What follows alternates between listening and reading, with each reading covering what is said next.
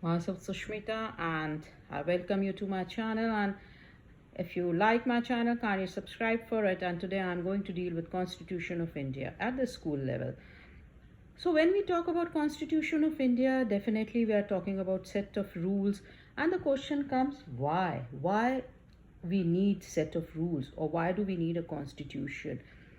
So every country has set of laws that facilitates the proper functioning of the country.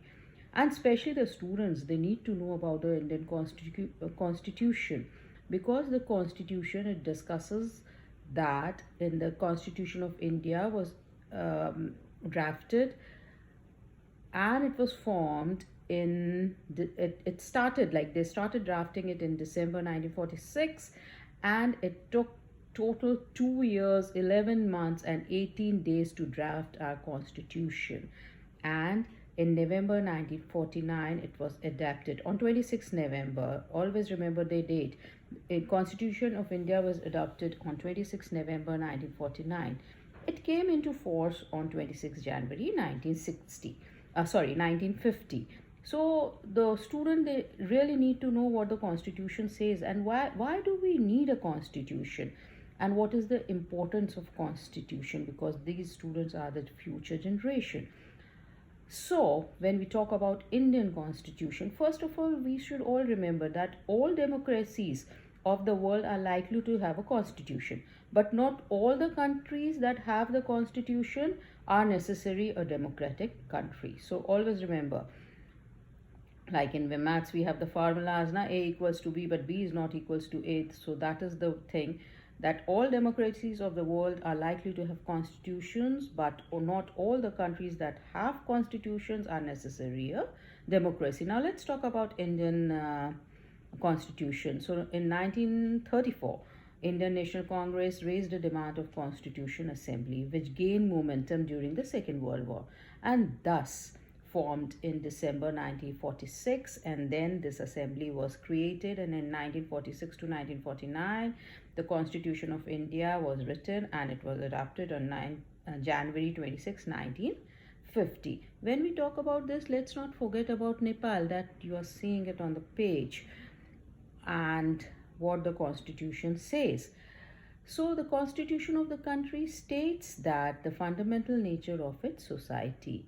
In a democratic society, the constitution lays down the rules, regulation that safeguard us against the political leader abuse and authorities and the power. The constitution makes sure that no dominant group uses its power against minority communities or its less powerful citizen. The constitution protects us against harmful decisions that can hurt the border principles of the country beliefs. It reflects our political system, and no law of a country can change the basic structure of a constitution. Here, Jawaharlal Nehru, Sardar Vallabhbhai Patel, as well as Dr. Bhimrao Ambedkar, father of the constitution, were the constitutional making body, that is the Constituent Assembly. Now the key features are federalism, then parliamentary form of government, and then separation of powers, fundamental rights, and secularism. This all I'll deal in my part 2. When we talk about constitution, we definitely have to read NCERT books, because there they define constitution very nicely, with taking daily life example like dominance of one group or misuse of power. Let's take misuse of power, like a teacher tells the monitor to mind the class, and monitor is not liking a person or his friend, so he tells the name of that person to the teacher, and teacher comes and punishes that boy. Now this is misuse of the power of the monitor. Similarly, when we come to the country, the monitors of the country need to use their power properly. And then secondly, we see that the girls, they want to play badminton, and the boys, they want to play hockey. The teacher says, okay, fine, raise the hand and then we will decide. Obviously in the class there were 20 boys and 10 girls, so the majority will be of 20. So no such use or the such type of vote decision should be taken by the head or by the head or by the leader. So the minority should not suffer. Similarly, sometimes what happens that the constitution helps to protect us against certain decisions that we might take that could have an adverse effect on the larger principles that the country believes in.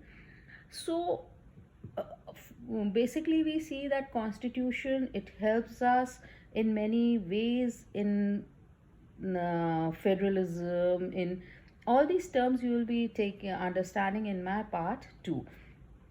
Secondly, in a democratic country or a society, the constitution, it lays down the rules and regulation that to safeguard us against the political leaders abuse of authority. Like just now I explained that such sometimes it so happens that there is political abuse also, and there is power, misuse of power.